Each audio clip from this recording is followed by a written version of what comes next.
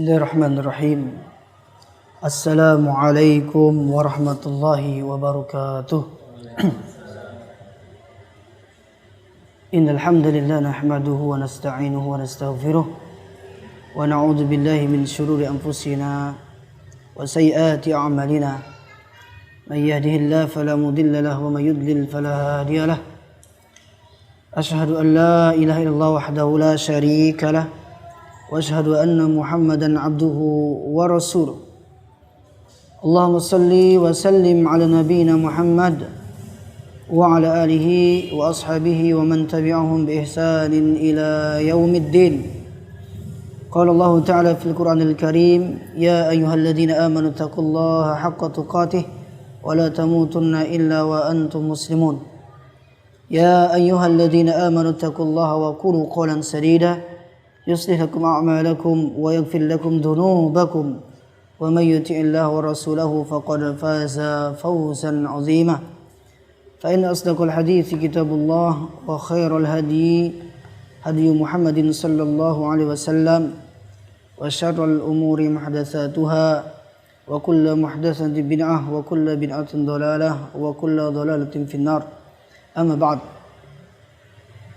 Bapak-bapak yang dirahmati Allah Subhanahu wa taala, alhamdulillah kita bersyukur kepada Allah yang pada sore hari ini masih memberikan kita kesehatan dan kesempatan untuk bisa sama-sama berkumpul di rumah Allah Subhanahu wa taala dalam rangka beribadah kepada Allah dan kita bisa belajar ilmu agama. Salawat serta salam semoga tetap tercurahkan kepada Nabi kita Nabi Muhammad sallallahu alaihi wasallam, seorang rasul yang diutus oleh Allah Subhanahu wa taala untuk menyempurnakan akhlak yang agung.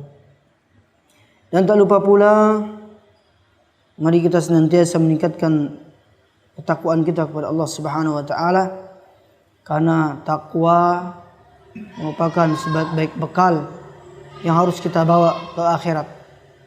Allah Subhanahu wa taala berfirman, "Wa tazawwadu fa inna khairaz zadi taqwa."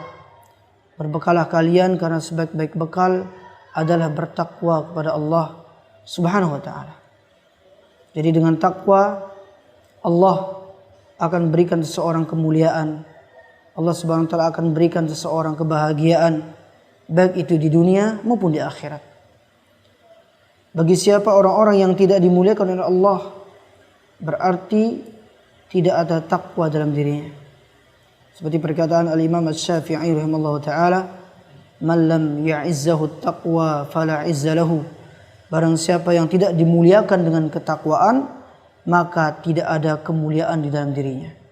Kalau ingin mulia di sisi Allah, ingin bahagia baik dunia maupun akhirat, bekali diri kita dengan takwa kepada Allah Subhanahu wa ta'ala.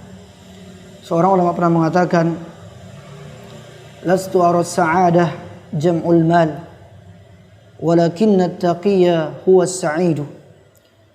Laisa as-sa'id alladhi tus'iduhu dunyahu, wa innama as-sa'idu alladhi yanju minan nar."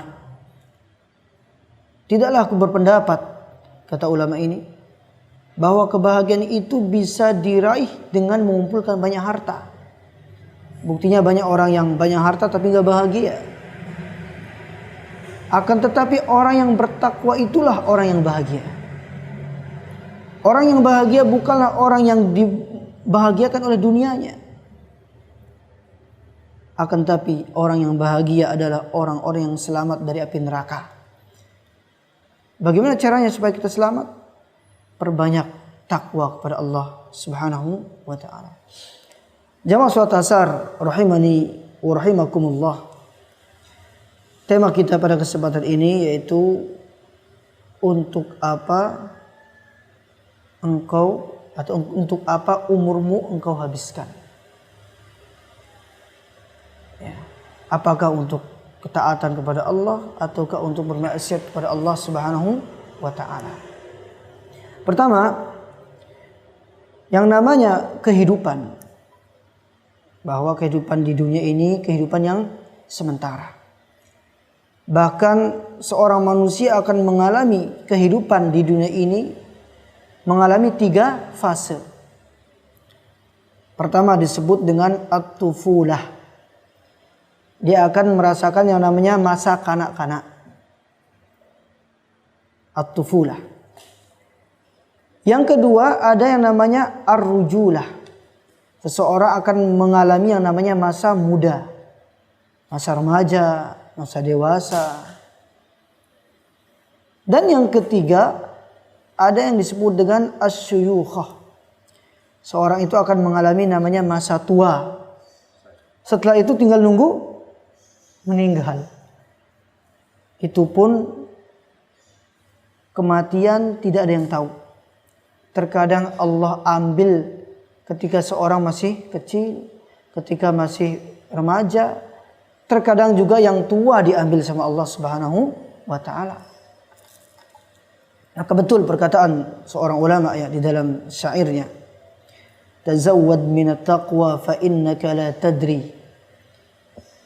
idza janna al-lailu hal ta'ishu idza al-fajri fakam min fata yumsi wa yusbihu lahiyan wa qad nusijat akfanuhu wa huwa la yadri wa kam min sahihin mata min ghairi illatin wa kam min saqimin 'asha hina minad dahr wa kam min sigarin yurja tulu umrihim wa qad udkhilat ajsaduhum zulmatal qabri.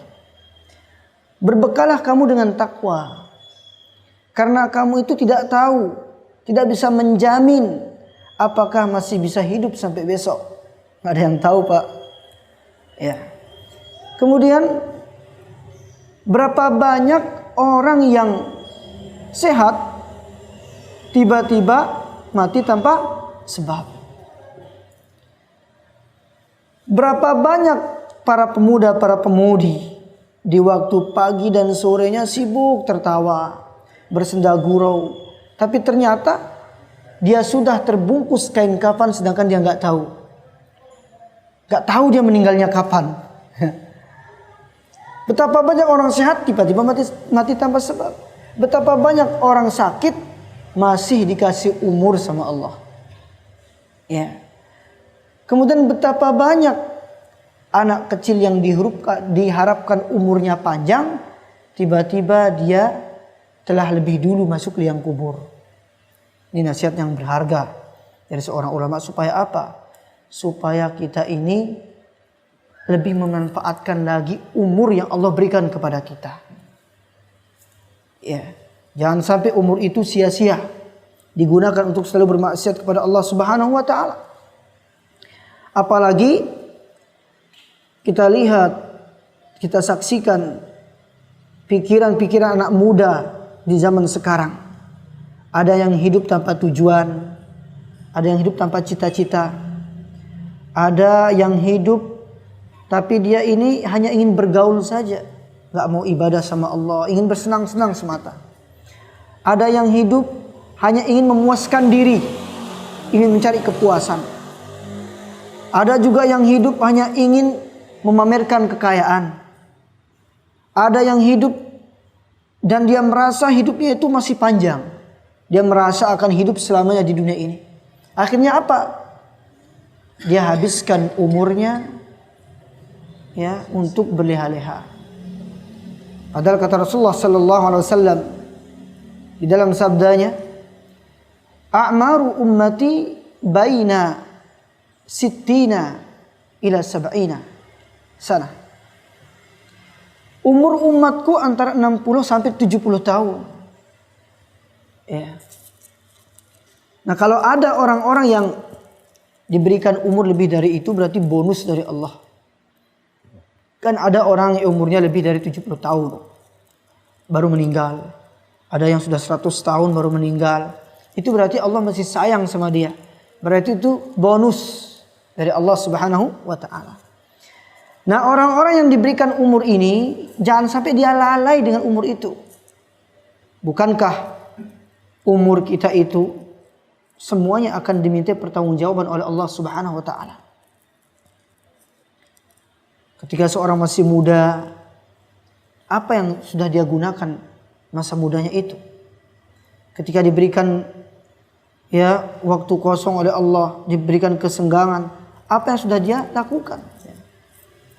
Disebutkan dalam riwayat ya dari Abu Barzah Al-Aslami bahwa Nabi sallallahu alaihi wasallam bersabda dalam hadis riwayat At-Tirmidzi. Dan hadis ini kata Syekh Al-Albani rahimallahu taala, hadis ini sahih. Apa kata Rasulullah sallallahu alaihi wasallam? La tazulu qadama 'abdin yaumal qiyamah hatta yus'al an umrihi fima afnah wa an ilmihi fima fa'al wa an malihi min aina iktasabahu wa fima anfaqahu wa an jismihi fima ablah. Tidaklah dua telapak kaki seorang hamba berdiri tegak di hari kiamat sampai ditanya 4 perkara. Apa di antaranya? Pertama tentang umurnya, Pak. Kemana dia habiskan umurnya itu? Diberikan fisik yang kuat, ya, diberikan waktu luang oleh Allah Subhanahu wa taala. Kemana dihabiskan? Sudahkah dia memperbanyak ibadah kepada Allah? Ya, ini yang muda-muda harus sering introspeksi diri. Apa yang sudah kita lakukan dengan umur kita yang sementara ini? Ya.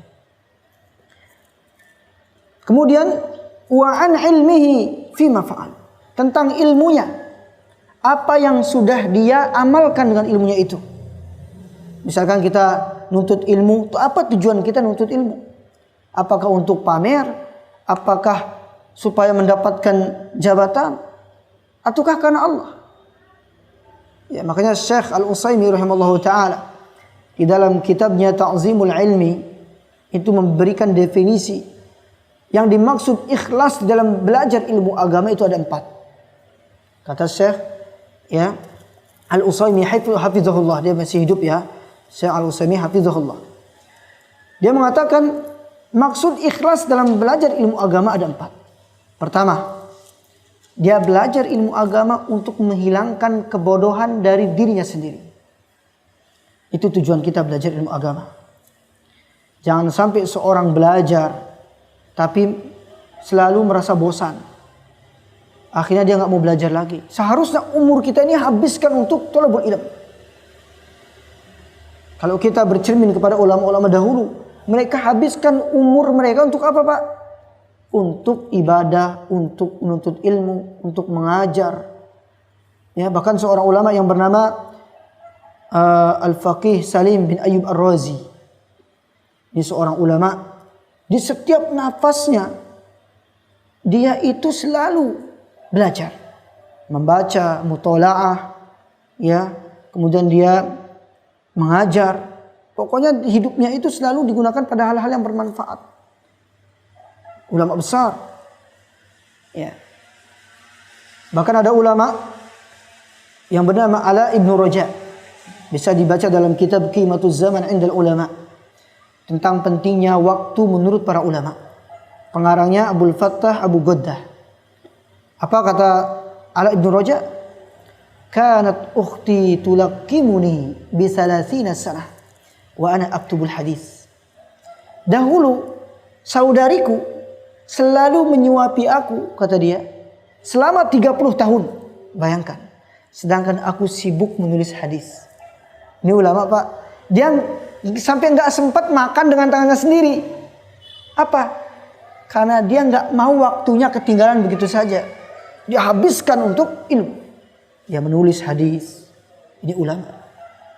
Nah, kita setidaknya bisa meniru bagaimana perjuangan mereka dalam thalabul ilm.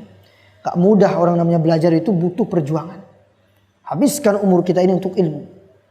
Bahkan ulama mengatakan al-ilmu yu'ta wa la ya'ti. Ilmu itu didatangi. Ilmu tidak bisa datang dengan sendirinya. Ada orang nggak pernah belajar tiba-tiba pinter, ya, ilmu laduni katanya. Mustahil dia bisa kalau nggak belajar. Harus didatangi.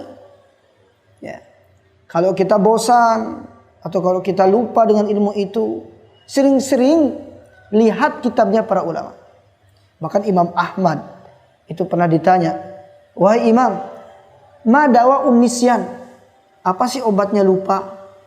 Apa obatnya? Apa kata beliau? Mudawamatun nazri fil kutub. memperbanyak mutolaah kitab. Itu obatnya kalau kita lupa. Kalau lupa lagi buka catatan. Misalkan kita kajian nih Pak ya. Kalau kita lupa, buka catatan apa yang disampaikan. Itulah obat lupa. Memang namanya manusia tuh pasti ada yang lupa gitu ya. Namanya manusia mahalun lotok wanisyan. Tempatnya lupa dan salah ya. Maka ini tujuan kita pertama. Ikhlas dalam belajar ilmu agama untuk menghilangkan kebodohan dari dirinya sendiri. Semakin dia tahu, semakin merasa tidak tahu.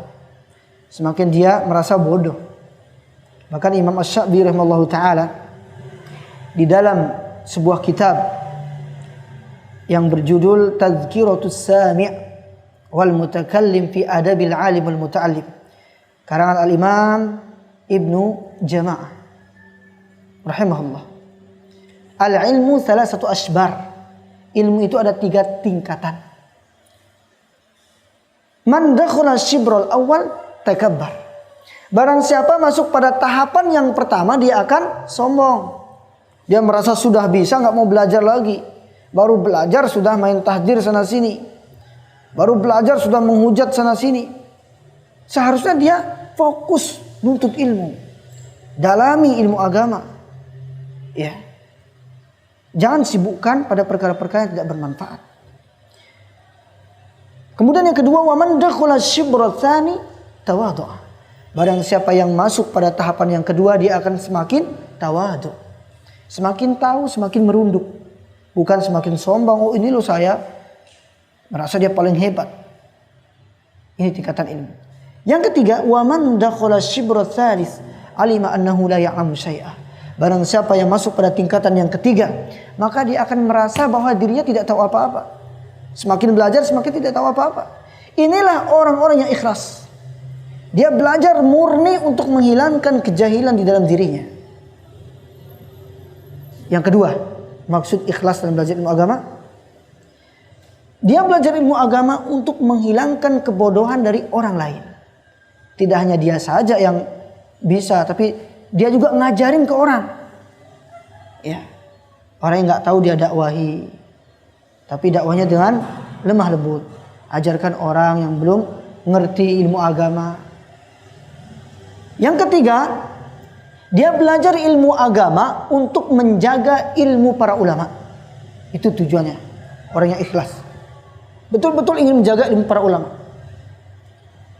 Dan yang keempat, dia belajar ilmu agama untuk diamalkan.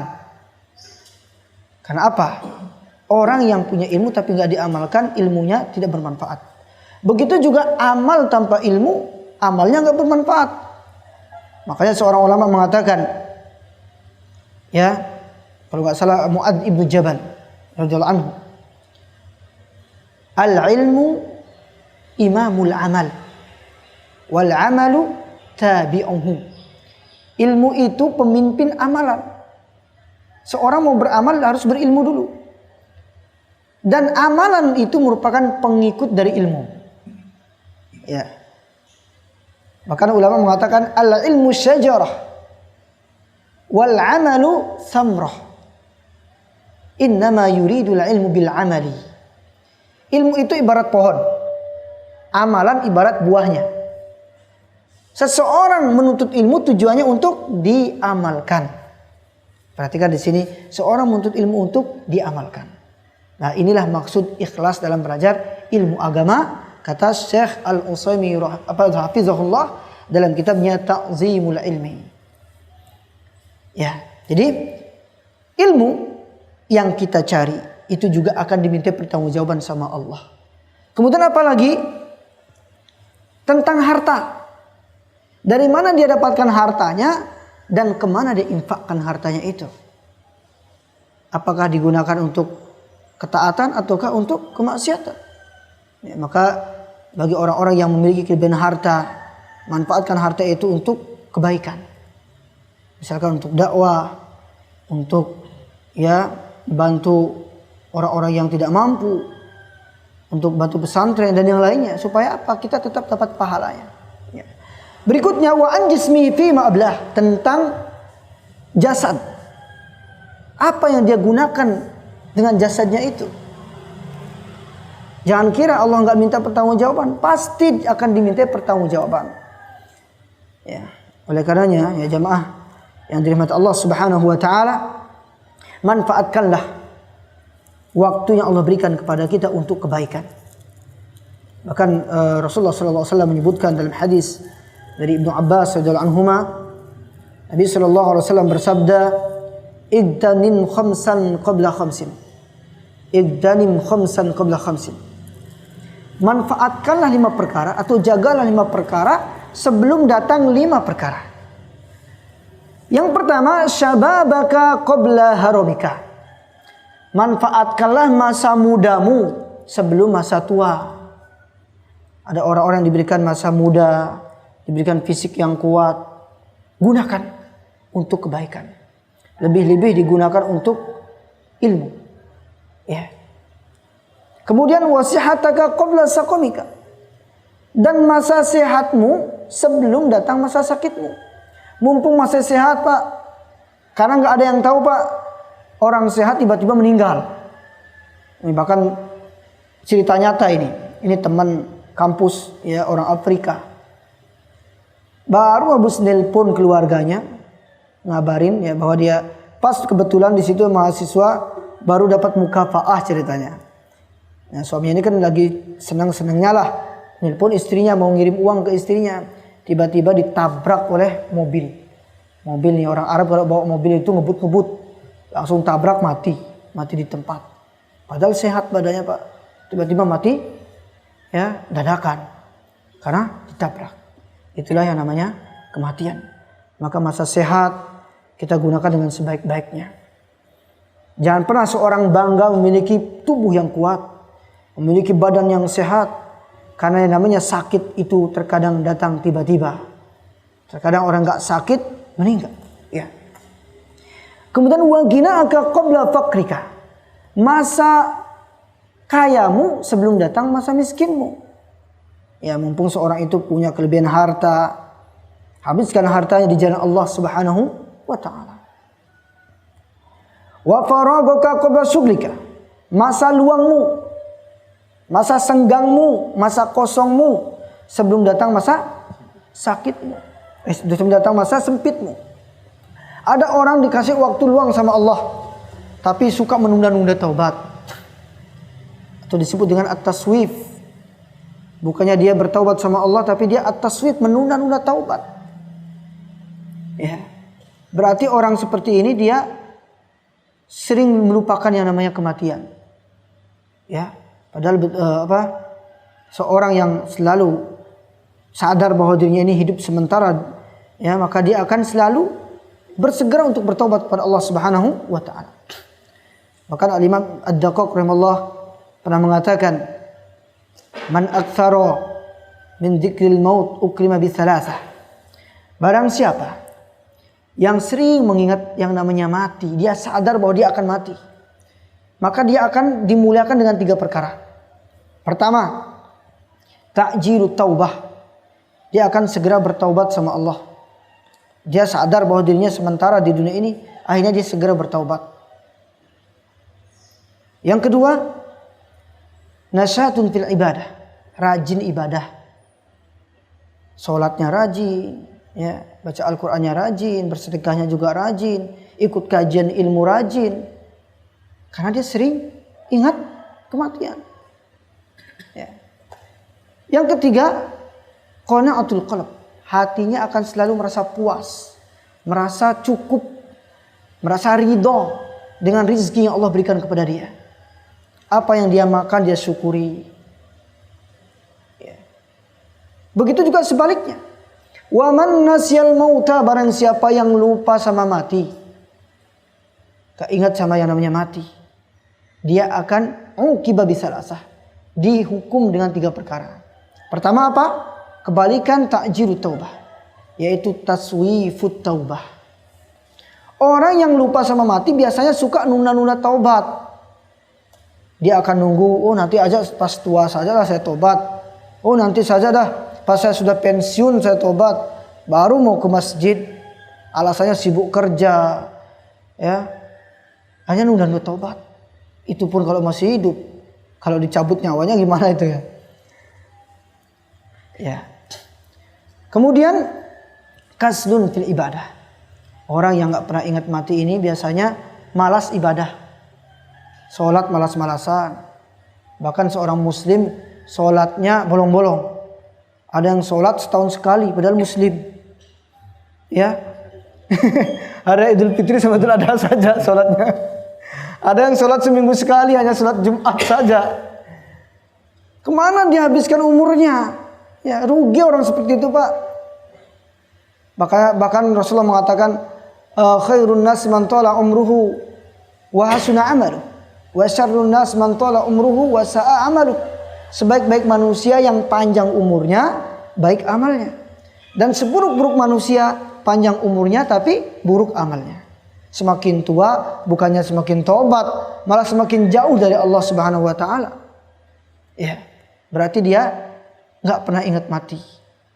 Ya, bahkan seorang muslim ya harus istiqomah melakukan sholat, ini paling penting, Pak. Sholat 5 waktu. Ini jaga. Sholat jamaah di masjid.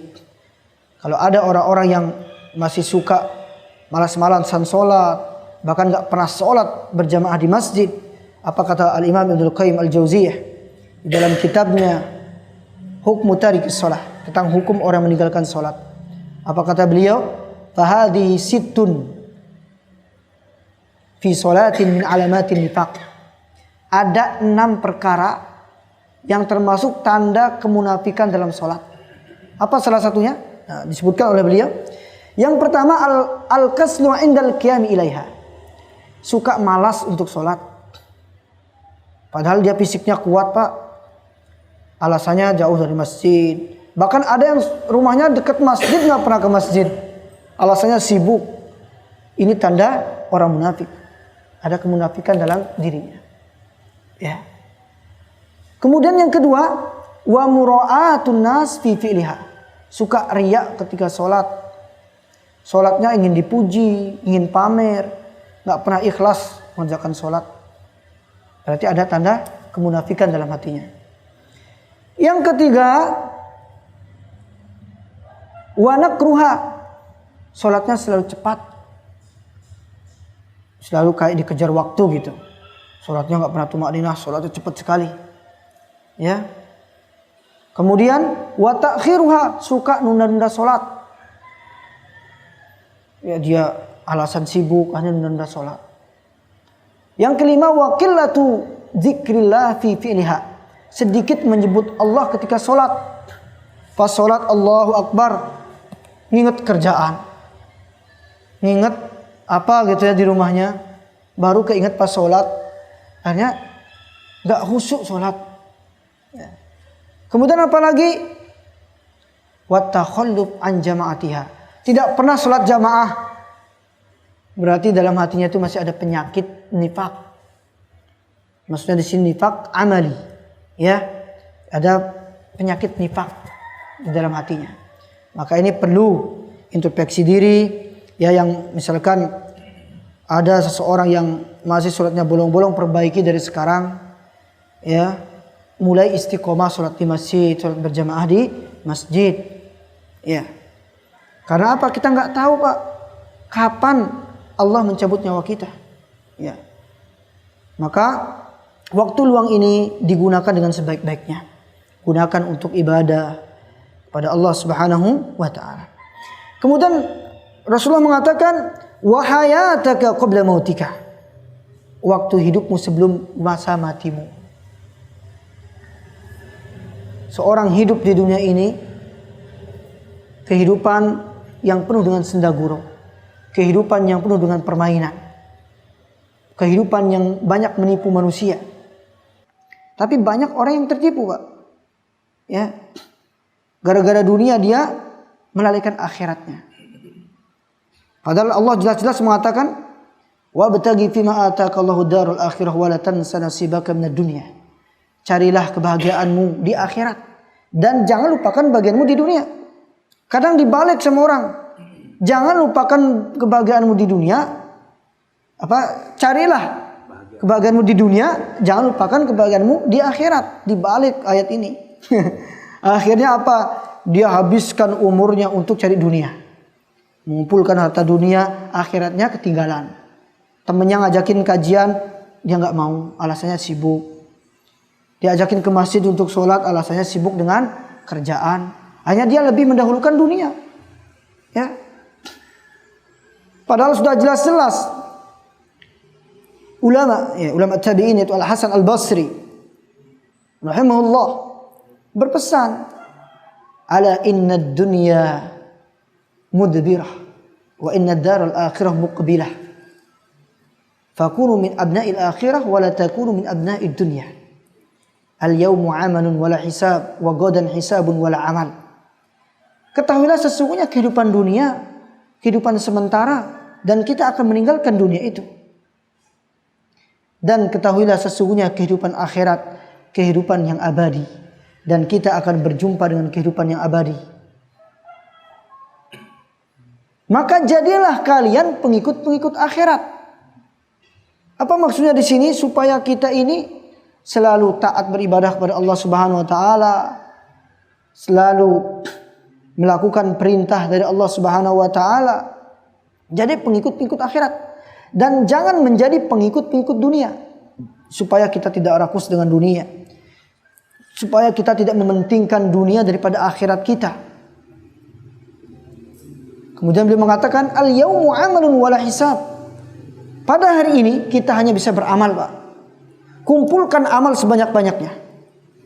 Salat kita, ya, kemudian bacaan Al-Quran kita, sedekah kita, dan ibadah-ibadah yang lainnya. Kita kumpulkan sebanyak-banyaknya. Karena pada hari ini tidak ada hari hisab. Kitalah yang menghisab amalan kita, Pak. Selalu introspeksi diri.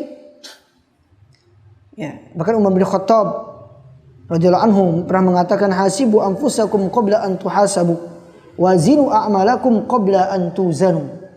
Hisablah diri kalian sebelum dihisab di hari kiamat. Hisab dari sekarang amal-amal yang pernah kita lakukan. Kemudian timbang-timbanglah amalan kalian sebelum ditimbang di hari kiamat. Mending sekarang kita timbang-timbang mana banyakkan amalan baik atau amalan buruk, mana banyakkan ketaatannya atau kemaksiatannya. Timbang-timbang, ya. Supaya apa? Kita semakin introspeksi diri, semakin memanfaatkan waktu kita dengan sebaik-baiknya. Kemudian wa ghadan hisabun wala amal. Adapun hari esok, kata beliau, itu sudah tidak ada namanya hari atau untuk beramal ibadah. Tidak ada lagi namanya amal ibadah. Kita hanya menunggu hari perhitungan, di mana Allah Subhanahu wa taala akan memperlihatkan semua amalan kita di akhirat. Ya. Oleh karenanya kita diperintahkan untuk selalu, ya, mengoreksi amalan yang pernah kita lakukan.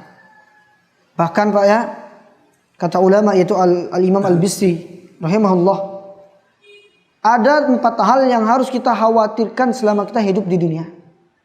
Apa di antaranya? Dosa-dosa kita. Kita harus khawatir, Pak.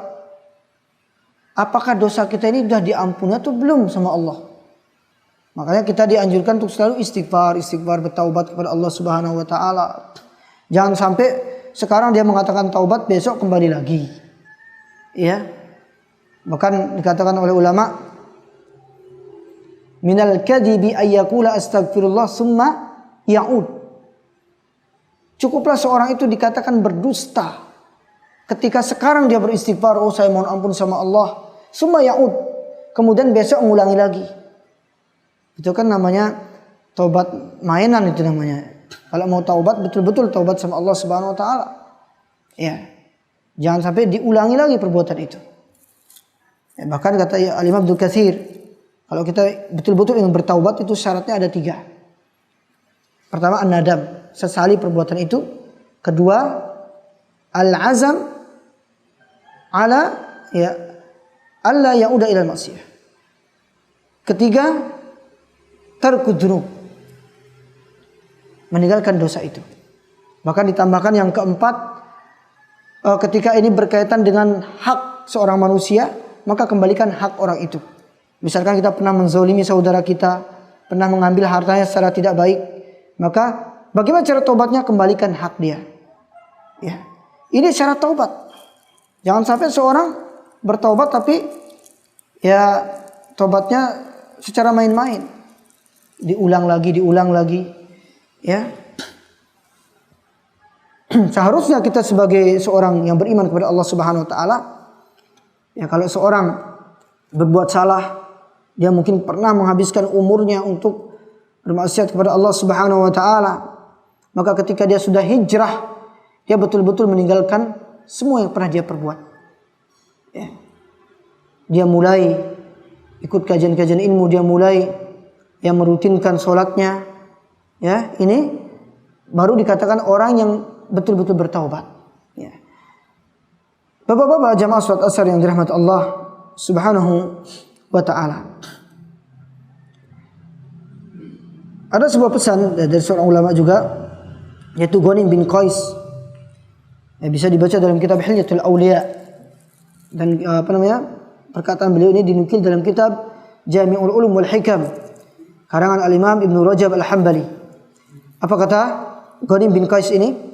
Kunna natawa'adu fi awal Islam Ibna Adam i'mal fi faragika qabla syukrika wa fi syababika likibarika wa fi sihatika lisaqamika wa fi dunyaka li akhiratika wa fi hayatika limutika. Apa kata beliau?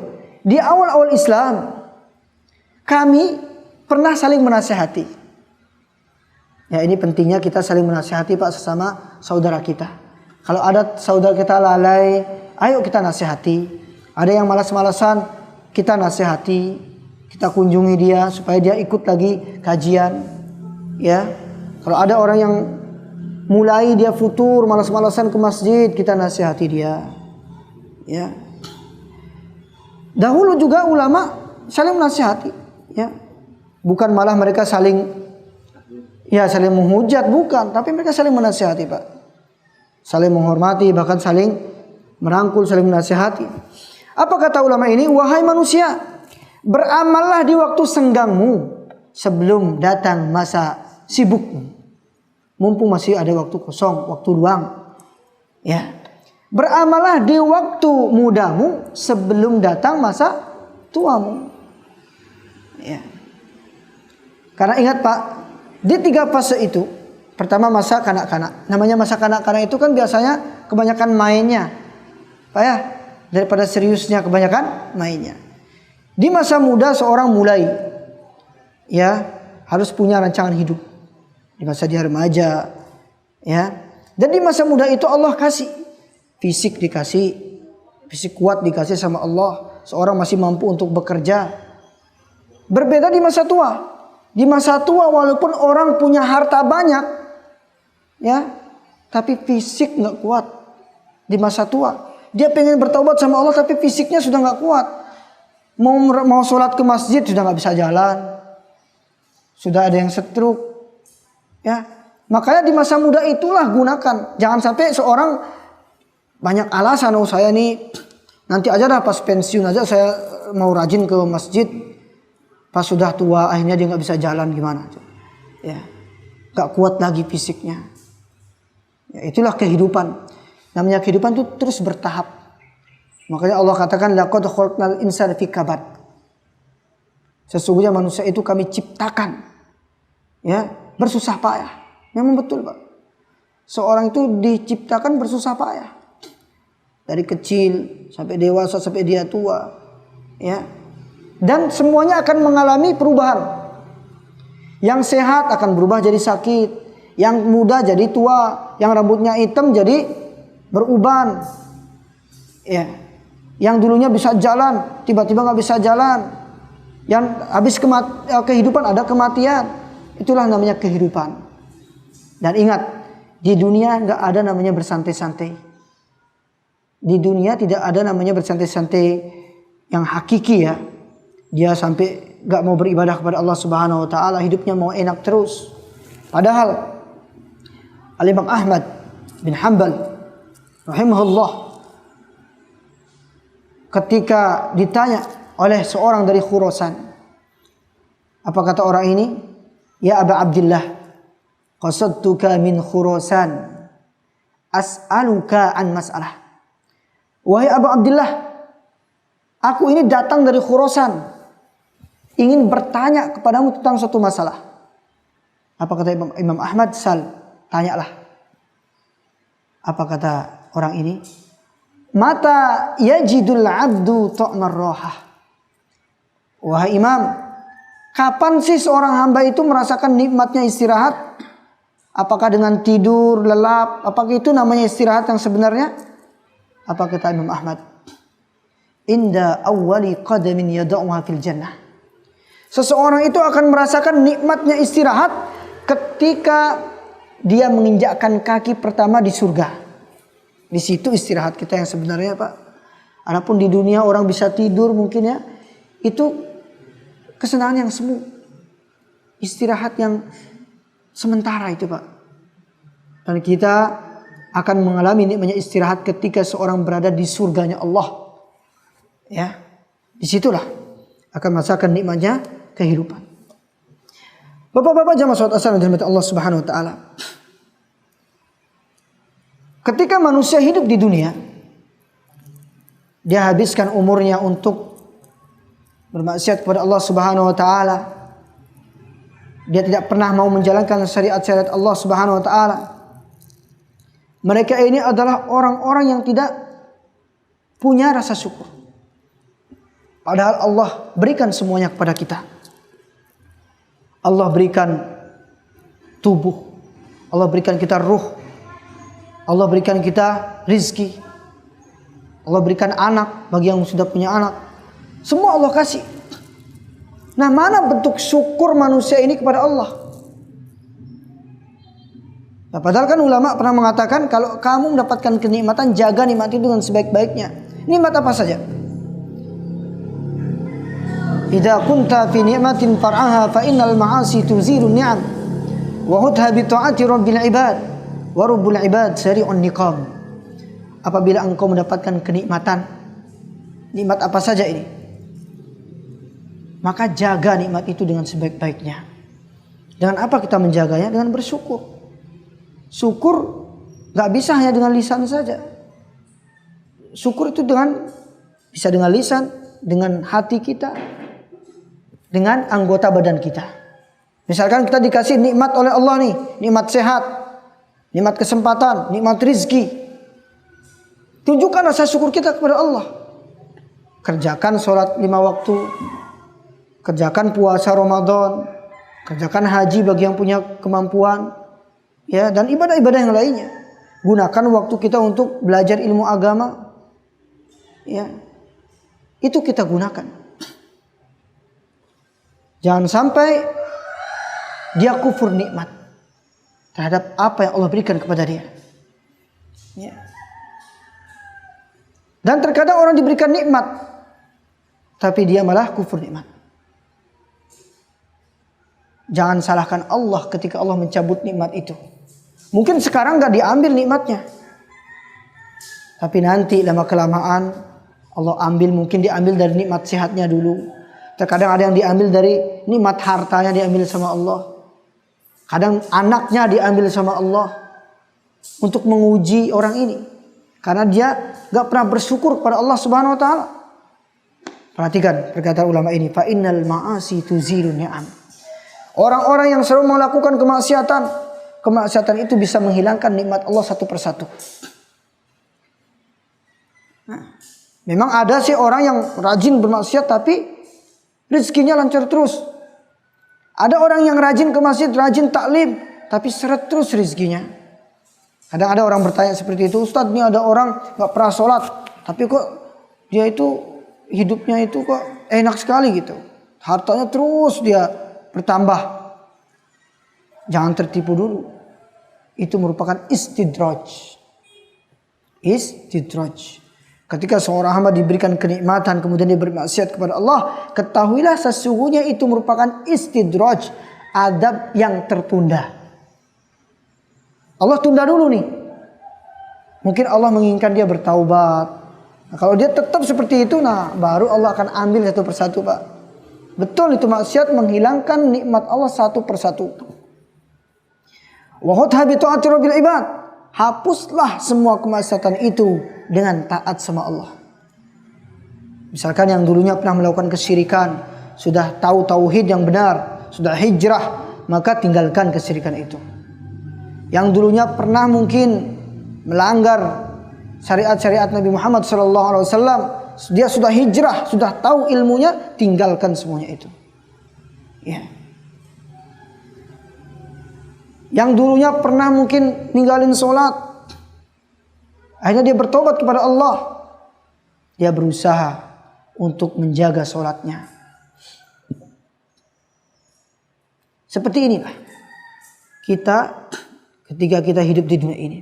Karena apa? Allah Subhanahu wa taala memerintahkan kita untuk beribadah kepada Allah sampai kapanpun, bahkan sampai maut menjemput kita. Allah katakan wa'bud rabbaka hatta ya'tiyakal yakin, sembahlah Tuhanmu sampai datang kematian, sampai datang ajal. Ibadah di sini luas maknanya. Bisa dengan sholat, bisa dengan puasa, bisa dengan nuntut ilmu, ya. Karena ibadah, ya kata Syekhul Islam Ibnu Taimiyah rahimahullah dalam kitab Al-Ubudiyah, al-ibadatu ismun jami'un li kulli ma yuhibbuhu Allah wa yardah minal aqwal wal af'al adh-dhahirah wal batinah. Ibadah itu adalah sebuah nama yang mencakup segala hal yang dicintai oleh Allah dan diridhoi oleh Allah. Baik berupa perkataan, perbuatan, baik itu berupa ya perbuatan atau perkataan yang tampak maupun yang tidak tampak. Ada ibadah nutqiyah atau ibadah qauliyah atau lisan. Ibadah yang berkaitan dengan lisan kita. Seperti apa? Berzikir, baca Al-Quran, berdoa, ya, berdoa dengan nama-nama Allah Subhanahu wa taala. Kemudian ibadatun qalbiyah, ibadahnya hati, apa saja, ikhlas. Ikhlas kita dalam beribadah. Tawakal, inabah, kembali kepada Allah, al-khauf, takut, al-mahabbah, cinta. Kemudian at-taubah, bertaubat kepada Allah Subhanahu wa taala. Ini semua ibadah hati. Yang ketiga, ibadah jawarihiyah. Ibadah yang berkaitan dengan anggota tubuh kita. Seperti sholat, haji, nuntut ilmu. Kita belajar ilmu ini termasuk ibadah.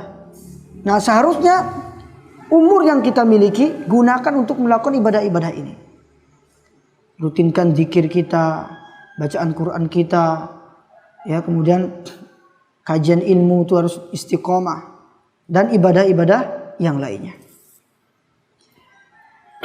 Allah Subhanahu wa taala mengatakan dalam Al-Qur'an dalam surah Adz-Dzariyat ayat 56. Wa ma khalaqtul jinna wal insa illa liya'budun.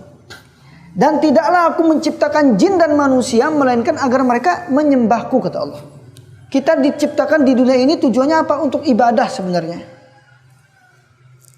Bukan untuk bersenang-senang. Ya, bukan untuk mengumpulkan banyak harta saja, tapi untuk ibadah. Ya. Bahkan disebutkan oleh Allah, "Afa hasibtum annama khalaqnakum abasa wa annakum ilaina la turja'un?" Apakah kalian mengira kami menciptakan kalian itu sia-sia saja, sedangkan kalian tidak dikembalikan kepada kami? Ini pertanyaan dari Allah Subhanahu wa taala. Berarti Allah menciptakan manusia itu nanti akan ada pertanggungjawaban di akhirat.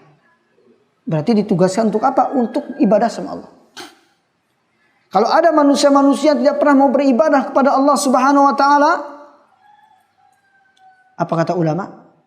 Berarti dia ini ya lebih buruk daripada binatang ternak, katanya.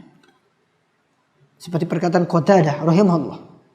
Kalau ada seorang manusia hidup di dunia ini, dia nggak pernah sholat, nggak pernah mengerjakan ibadah yang lainnya, suka bermaksiat kepada Allah Subhanahu wa taala, semua pelanggaran dia lakukan. Apa kata Qatadah? Khalaqallahu al-malaikah uqulan wala bila syahwat. Wa khalaqallahu al-bahaim syahawat bila uqul. Wa khalaqallahu al-insan uqulan wa syahwat. Idza ghalaba aqluhu syahwatahu fahuwa kal malaikah. Wa idza ghalabat syahwatuhu aqlahu fahuwa kal bahaim. Perhatikan. Allah menciptakan malaikat dengan akal saja, Pak. malaikat nggak punya hawa nafsu. Makanya malaikat itu tugasnya hanya ibadah sama Allah siang malam. Ada yang bertasbih siang malam, ditugaskan oleh Allah langsung nurut mereka. Karena apa? Nggak punya nafsu malaikat. Makan nggak pernah, minum nggak pernah, apalagi tidur. Nah, malaikat nih Pak. Karena apa? Tidak punya hawa nafsu. Dan Allah menciptakan binatang ternak dengan nafsu saja. Binatang nggak punya akal. Coba kambing nggak punya akal Pak. Bahkan dia nggak ngerti mana ibunya mana anaknya. Ya, nggak ngerti kan? Asal memuaskan nafsu saja. Karena akal nggak punya. Nah, Allah menciptakan manusia lengkap. Akal dikasih, hawa nafsu juga dikasih. Nah, terkandung manusia ini. Bisa nggak dia mengalahkan nafsunya dengan akalnya? Apabila akalnya mengalahkan nafsunya, maka manusia itu disamakan seperti malaikat. Kalau ada manusia-manusia yang di dunia hanya ibadah ya, walaupun dia tidak melupakan dunianya, tapi dia istiqomah ibadah. Fahuwa kal malaikah. Nah, kebalikannya kalau manusia itu syahwatnya mengalahkan akalnya, akhirnya di dunia dia ngikuti nafsu saja, ya, bermaksiat saja sama Allah Subhanahu wa taala, maka dia sama seperti binatang ternak. Fahuwa kal bahaim, kata ulama ini. Dia sama saja dong sama binatang ternak. Hidupnya di dunia nggak pernah ngapa-ngapain, hanya makan, habis makan tidur, habis itu berleha-leha, ada yang mabuk-mabukan dan yang lainnya. Berarti percuma Pak dia hidup. Ya, dia nggak sayang dengan umurnya, padahal umurnya itu hanya sementara. Ya. Bahkan Ibnu Qayyim ya pernah mengatakan, Al-Imam Ibnu Qayyim murid dari Syekhul Islam Ibnu Taimiyah, apakah kalian itu diciptakan tanpa ada maksud? Ataukah kalian diciptakan tanpa ada hikmah?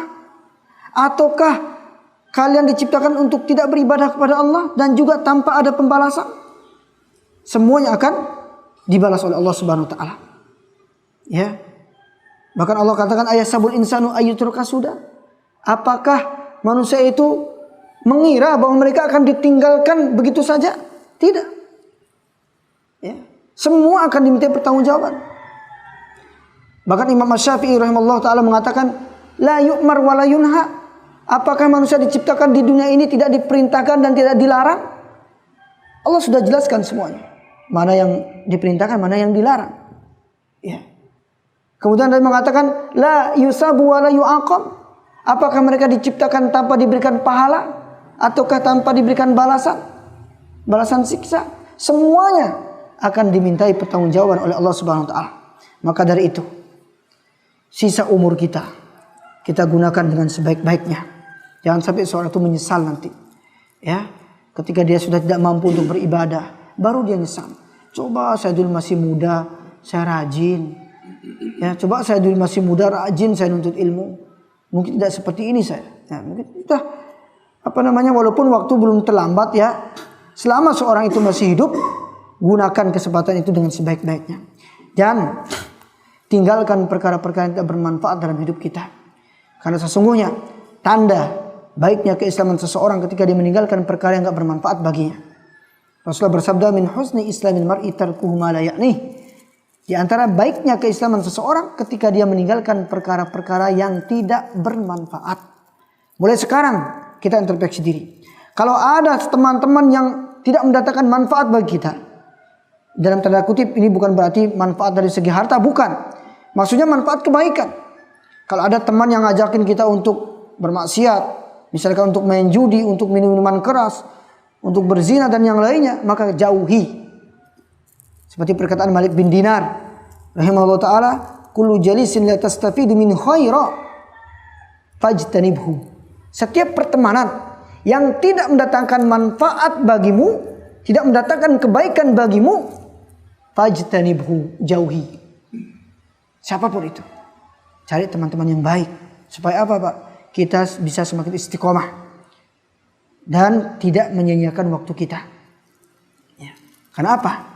Orang-orang yang menyia-nyiakan waktu itu, ya, adalah orang-orang yang paling merugi di dunia ini. Bahkan disebutkan oleh Al-Imam Ibnu Qayyim, idha'atul waqti asyaddu minal maut. Menyia-nyiakan waktu itu lebih parah daripada kematian. Kenapa? li'anna idha'atal waqti taqta'uka 'anillah wad daril akhirah. Wal mauta yaqta'uka 'anid dunya wa ahliha. Menyanyiakan waktu itu lebih parah daripada kematian, karena menyanyiakan waktu itu akan memutuskanmu dari mengingat Allah dan mengingat akhirat. Itu bagi orang yang suka menyanyiakan waktu. Adapun kematian hanya memutuskanmu dari dunia dan penghuninya. Kalau kita masih hidup di dunia banyak menyanyiakan waktu, Pak, rugi hidup di dunia ini. Ya. Tidak boleh kita menyanyiakan waktu dan menunda-nunda waktu kita. Mumpung ada waktu, segera lakukan kebaikan. Ya, sesuatu yang bermanfaat bagi kita, dan tinggalkan perkara-perkara yang menjauhkan kita dari Allah Subhanahu wa taala. Ya, jemaah salat asar yang dirahmati Allah Subhanahu wa taala. Saya belum selesai tadi perkataannya Al-Imam Ad-Daqqaq tentang masalah orang-orang yang lupa sama kematian itu. Orang yang lupa sama mati, yang pertama dia suka menunda-nunda taubat. Pertama. Yang kedua, kasdun fil ibadah, malas untuk ibadah. Yang ketiga, wa adamur ridha bil kafaf. Dia tidak pernah merasa cukup, tidak pernah merasa ridha dengan rezeki yang Allah berikan kepada dia. Dikasih motor, pengen mobil. Ini bagi orang yang tamak nih ya. Dikasih mobil, ya ingin yang lain gitu kan. Hanya terus dia menghabiskan waktunya pada perkara yang tidak bermanfaat. Padahal semuanya itu tidak akan bisa menyelamatkan dia di akhirat. Yang akan menyelamatkan dia di akhirat itu adalah amal ibadahnya. Nanti ketika kita masuk liang kubur, memang kita diantar, Pak, oleh keluarga kita, harta kita, ya, amal kita. Nah, yang dua ini meninggalkan kita. Dia akan pulang ke rumahnya. Yang setia menemani kita itu amal ibadah kita. Itu yang setia menemani kita. Tergantung amalnya baik atau enggak. Ya. Maka dari sekaranglah kita betul-betul memanfaatkan waktu kita untuk beribadah kepada Allah Subhanahu wa taala. Bahkan Rasulullah sallallahu alaihi wasallam pernah menasihati ya seorang sahabat. Ketika itu sahabat ini berumur 12 tahun. Siapa nama sahabat itu? Abdullah bin Umar radhiyallahu anhuma. Ya, kalau nggak salah Abdullah bin Umar ini seorang yang perawi hadis. Kalau nggak salah ya, itu Abdullah bin Amr, itu bukan Abdullah bin Umar. Abdullah bin Amr bin As, itu seorang sahabat yang meriwayatkan hadis dan dia juga seorang penulis hadis. Nah, ini ada sahabat namanya Abdullah bin Umar radhiyallahu anhuma. Ketika berumur 12 tahun, Rasulullah sallallahu alaihi wasallam memegang pundaknya. Memegang pundak Abdullah bin Umar radhiyallahu anhu. Lalu Rasulullah bersabda, "Kun fid dunya ka'annaka gharib aw 'abiru sabil." Wahai Abdullah bin Umar, hiduplah engkau di dunia seakan-akan sebagai orang asing. Gharib. Sama seperti orang Pak merantau ke negeri jauh, ujung-ujungnya dia akan pulang ke kampung halamannya. Pasti dia akan ingat kampung halamannya. Begitu juga kita. Di dunia ini kita seperti orang asing, seperti seorang perantau. Ya. Au abiru sabil, atau seperti seorang pengembara, seperti seorang musafir. Seorang musafir itu kan dia nggak akan selamanya tinggal di situ. Pasti akan pulang. Nah, seperti itulah kita di dunia. Bahkan Al-Imam At-Tibbi mengatakan bahwa Rasulullah sallallahu alaihi wasallam mengumpamakan atau misalkan orang yang hidup di dunia ini dengan orang asing yang tidak memiliki tempat berbaring dan tempat tinggal yang selamanya. Ibarat ini tempat persinggahan. Ya. Kemudian beliau sallallahu alaihi wasallam mengatakan dan memisalkan seperti seorang pengembara. Ada orang musafir ke negeri yang jauh, ya. Di samping kanan dan kirinya itu ada lembah-lembah. Dia akan temui tempat-tempat yang bisa membinasakan nyawanya. Dia akan melewati padang pasir. Dan belum lagi di situ ada perampok. Ya. Dan itulah gambaran bagi orang-orang yang hidup di dunia. Di dunia ini penuh rintangan. Kita hidup di dunia penuh ujian, penuh rintangan, penuh cobaan. Dan bagaimana kita menghadapi rintangan itu? Bagaimana kita bersabar di dalam menghadapi ujian itu? Terakhir, ini pesan seorang ulama. Kalau kita mau bahagia Pak, mau bahagia di dunia ini, umur kita berkah, kita merasa bahagia hidup di dunia ini, kuncinya 3. Kata seorang ulama, unwanu sa'adah 3. Kalau mau jadi orang yang bahagia, kuncinya 3 saja. Pertama, idza utiya syakara. Jika diberikan nikmat bersyukur. Dikasih nikmat umur bersyukur. Oh, saya bersyukur masih diberikan umur sama Allah. Masih ada orang-orang yang sudah lebih dulu meninggal dunia. Ada orang yang sakit. Bersyukur kita Pak. Kalau kita diberikan kesehatan bersyukur. Ada tetangga kita yang sakit. Maka bersyukur. Kita diberikan nikmat rezeki. Bersyukur. Masih ada orang yang masih diberikan kekurangan oleh Allah Subhanahu wa taala. Makanya dalam urusan dunia jangan lihat ke atas. Lihatnya ke bawah. Lihat orang punya mobil sedikit, gengsi dia. Sampai utang beli mobil. Lihat punya orang punya istri lebih dari 1, iri dia. Saya juga mau nambah padahal belum siap untuk poligami. Akhirnya gak bisa dia mengatur keluarganya. Syukuri dulu yang ada Pak. Bukankah Allah mengatakan la in syakartum la azidannakum, kata Allah. Wa la in kafartum inna adzabi lasyadid. Jika kalian bersyukur aku akan tambah. Kalau orang yang masih punya istri 1 bersyukur dulu Pak. Bersyukur. Nanti dengan sendirinya ditambah sama Allah. Ya cuma di sini harus mampu. Pak ya, jangan nekat dia poligami tapi belum mampu. Akhirnya nggak bisa adil. Jangan dulu kita dikit-dikit iri sama teman kita. Memang itu kebaikan, tapi kita juga harus sadar diri. Ya.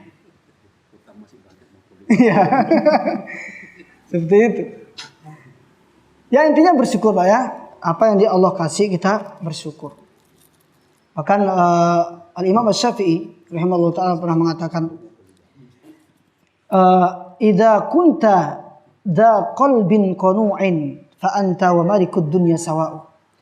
Apabila engkau memiliki jiwa yang qanaah, selalu bersyukur, enggak pernah ngeluh. Selalu bersyukur.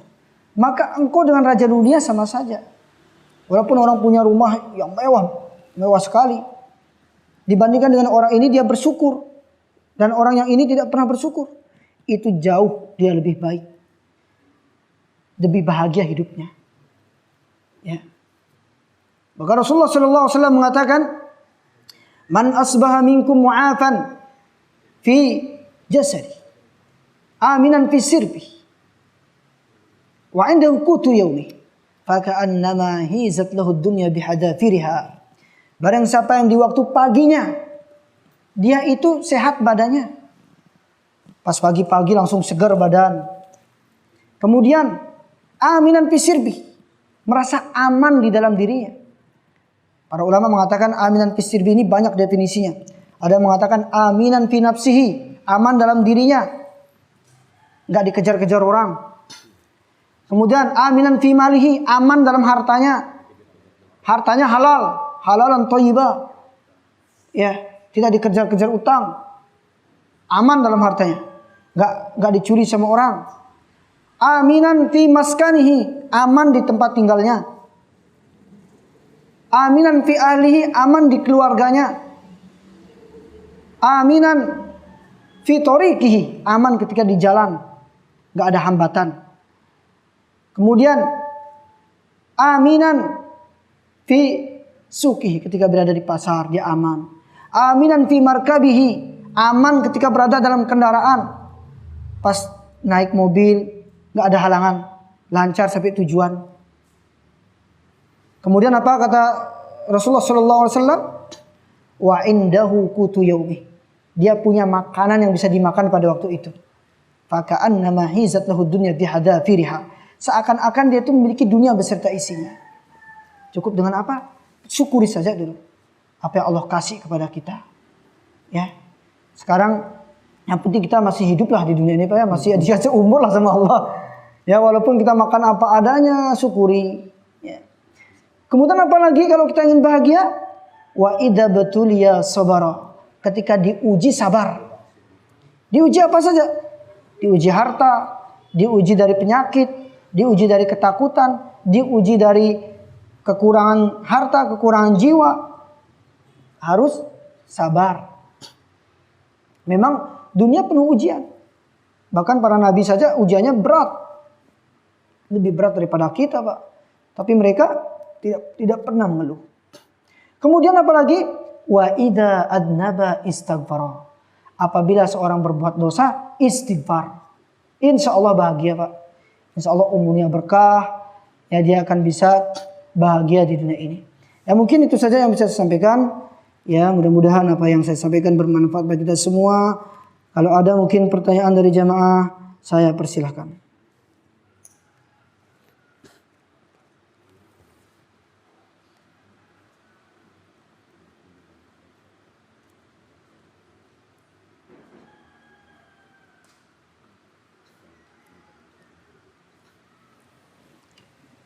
Sebelum ada yang bertanya, saya dulu yang nanya. Ya, supaya kita nggak tegang Pak ya. Ada nggak yang nyantol gitu? Yang saya sampaikan itu. Ya setidaknya lah ada 1-2 lah nyantol Pak ya. Ya silakan. Silakan Pak. Tadi Ustaz menyampaikan ada taubat yang main-main.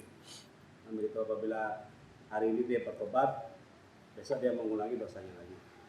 Sedangkan ada mengatakan kullu bani adam khata'.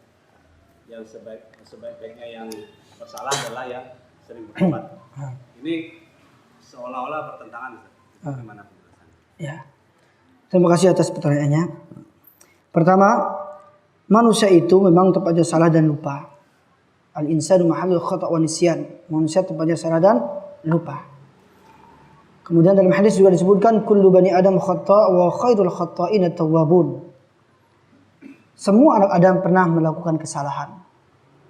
Baik kesalahan kecil, kesalahan besar, pernah melakukan kesalahan. Dan sebaik-baik orang yang bersalah adalah orang yang bertaubat kepada Allah Subhanahu wa taala. Siapa mereka di sini?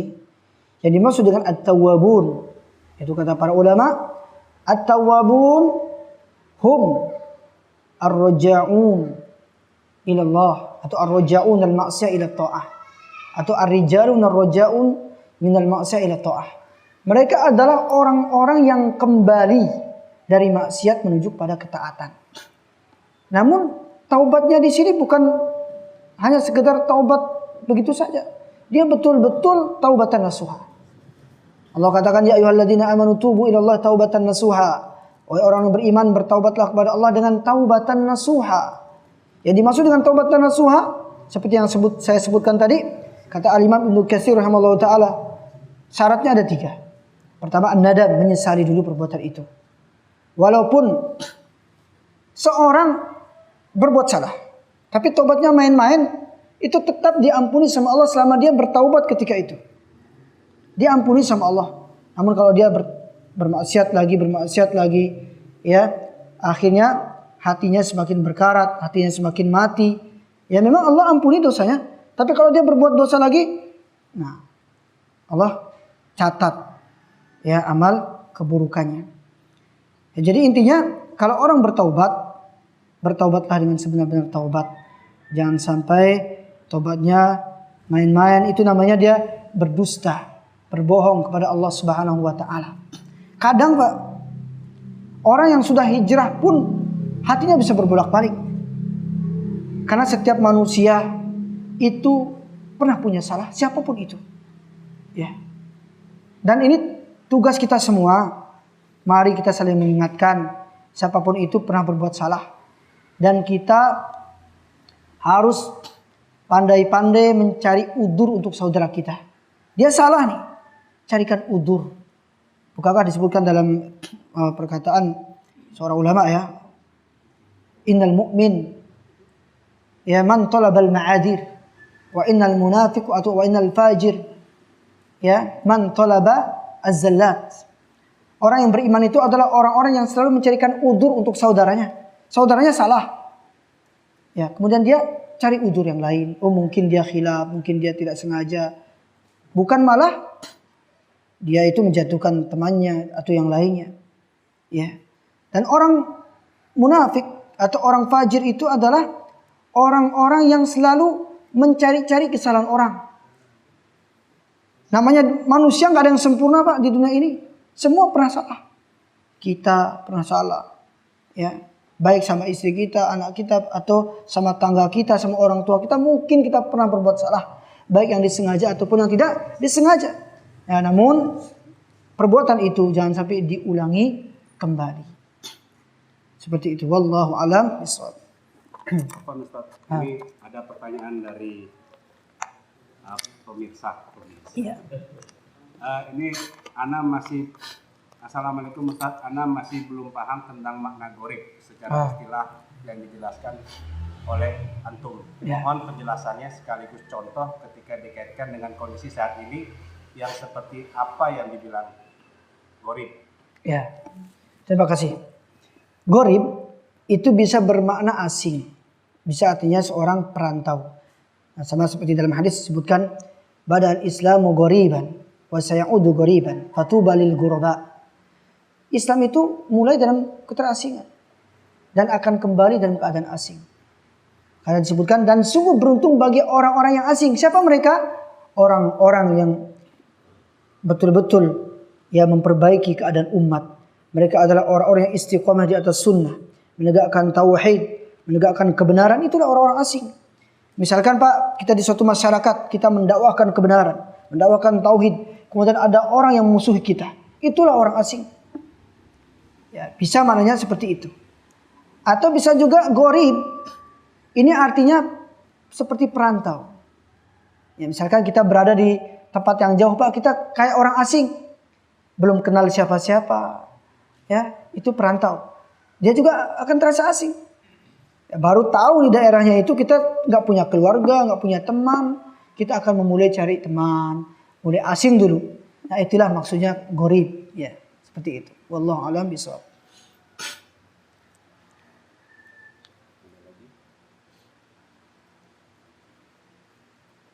Silakan. Ya, silakan. Waalaikumsalam warahmatullahi wabarakatuh.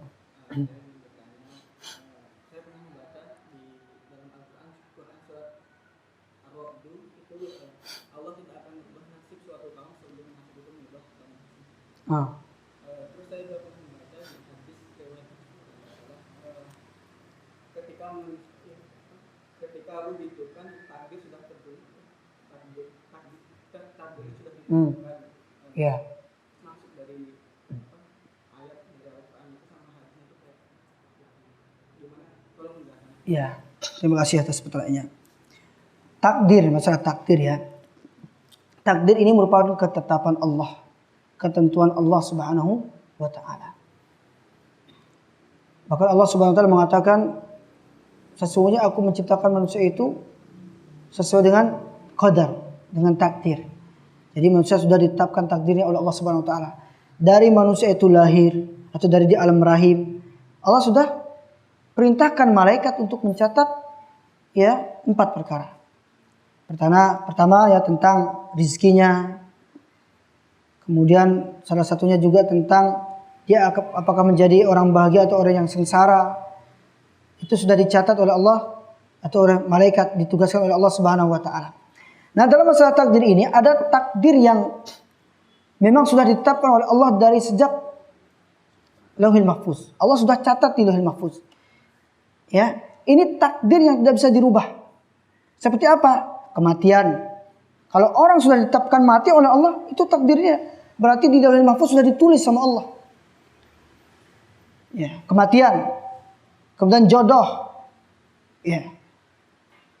Ada takdir-takdir yang bisa dirubah. Sesuai dengan usaha manusia. Misalkan orang ditakdirkan miskin. Dia berusaha Akhirnya Allah rubah nasibnya. Makanya Allah katakan innallaha la yughayyiru biqaumin hatta yughayyiru ma bi anfusihim. Sesungguhnya Allah tidak akan merubah nasib satu kaum sampai mereka merubah nasib mereka sendiri. Ini berarti takdir yang bisa dirubah. Ya, ketika seorang mau berusaha, Allah akan perintahkan kepada malaikat. Oh, orang ini orangnya mau berusaha, orang ini bekerja keras, tolong rubah takdirnya. Jadikan dia orang kaya, catat takdirnya. Ini takdir yang bisa dirubah. Ya, jadi seperti itu, ada takdir yang bisa dirubah, ada takdir yang memang sudah ditetapkan oleh Allah di Lauhil Mahfuz. Maka kita berusaha, ya, ketika seorang ditakdirkan misalkan hidupnya di dunia ini misalkan pas-pasan, berusaha dan iri dengan doa, ikhtiar dan doa. Bukankah dengan doa itu juga bisa merubah takdir? Kita berdoa kepada Allah Subhanahu wa taala, ya, dan dibarengi dengan ikhtiar. Jangan sampai seorang ini merubah nasibnya tapi nggak pernah berusaha. Hanya doa saja di masjid. Ya Allah, saya minta supaya kaya. Ya Allah, saya minta jodoh. Tapi nggak ada geraknya, nggak mau ikhtiar. Wah, saya cukup di masjid aja dah, nanti juga rezeki datang. Gitu ya. Ya, ini sama ceritanya kayak Ustadz Firanda cerita. Ini ada orang terlalu pasrah, nggak mau ikhtiar. Saya mau tawakal aja lah sama Allah, tapi nggak ada usaha. Ya, ini bedakan antara tawakal dengan ittikal ya. Kalau tawakal itu usaha yang doa dibanding dengan usaha. Dia pasrah tapi dibanding dengan ikhtiar. Tapi kalau ittikal, dia hanya bersandar saja tapi nggak ada usaha. Nah, sampai ceritanya gini, ada jemaah haji pergi ke Mekah. Nah, pas di bandara Pak, dia bilang gini, saya tawakal aja dah. Kan tasnya hilang. Dia bilang saya tawakal aja sama Allah. Kalau memang sudah ditakdirkan ketemu ya ketemu gitu dia bilang. Dia nggak mau nyari tasnya. Akhirnya benar tasnya datang Pak. Nah, tuh kan betul tas saya datang. Saya nggak perlu nyari. Tawakal aja sama Allah. Tas saya ketemu. Temennya yang jengkel. Kamu yang tawakal, saya yang capek nyari katanya. Saya yang capek nyari. Kamu diam aja gitu. Ya intinya kalau kita ingin merubah nasib kita, merubah takdir kita, berusaha. Kita mau pintar belajar, kita mau kaya berusaha, bekerja. Seperti itu. Wallahu a'lam bishawab.